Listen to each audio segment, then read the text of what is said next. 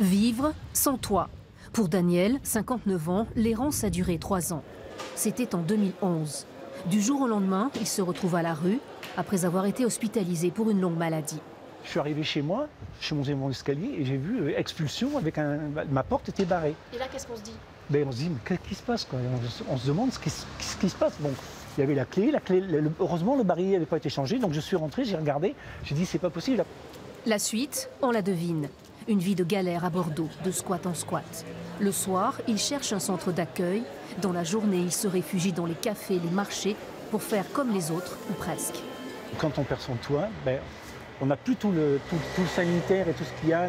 Pouvoir dormir, se mettre dans un lit et dans les draps, puis dire il n'y a personne qui va venir me sortir. Si on veut pouvoir continuer et pouvoir avoir une vie sociale après et pouvoir participer à des choses après, il faut rester quand même correct, il faut continuer à être citoyen, ça veut dire, pour dire avoir des contacts avec les gens.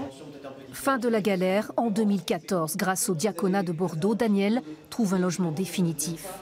À la veille de la fin de la trêve hivernale, l'association caritative se mobilise et organise jusqu'à dimanche conférences, débats et expositions sur l'inclusion sociale.